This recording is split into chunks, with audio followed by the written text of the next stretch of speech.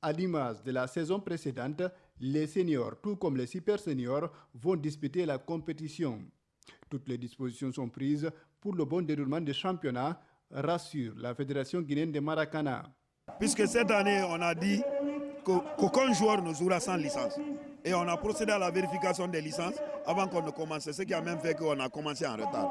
Donc vraiment, je suis très satisfait. Les équipes ont respecté les principes. Les photocopies des pièces d'identité, les photos, tout, l'argent, les frais d'affiliation, tout.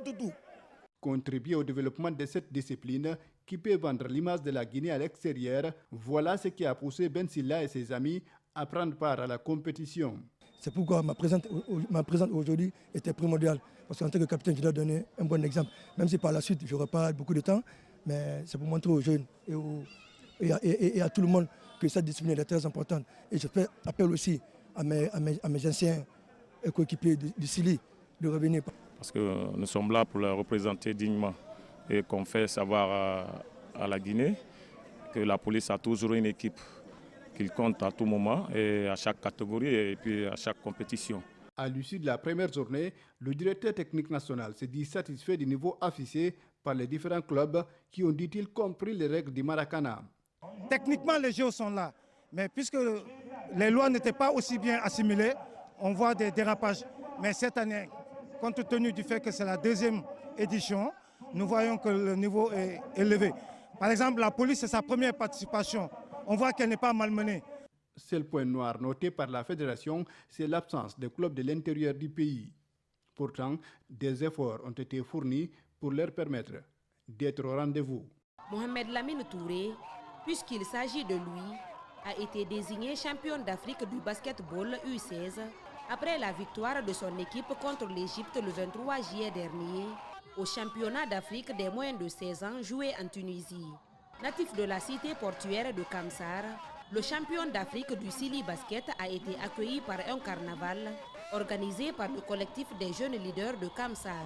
Nous avons organisé cet accueil pour prouver à notre frère, notre confrère, que vraiment nous sommes ensemble et qu'il a honoré l'Afrique, il a honoré la Guinée, surtout Kamsar, puisqu'il est de Kamsar. Le collectif des jeunes leaders de Kamsar ne peuvent pas rester en marge de cette joie sans organiser un accueil. Cette performance, jamais réalisée par une équipe guinéenne de la catégorie, à laquelle ce natif de la région de Boké s'est démarqué, réjouit à plus d'un. Quand on sait que des jeunes talentueux comme Mohamed Lamine Touré, qui a prouvé dans la discipline, dans la technique et dans l'abnégation, dans la plus grande rigueur et le respect strict des technicités de basket, je m'en réjouis très fort en tant que président de la Ligue régionale de basket.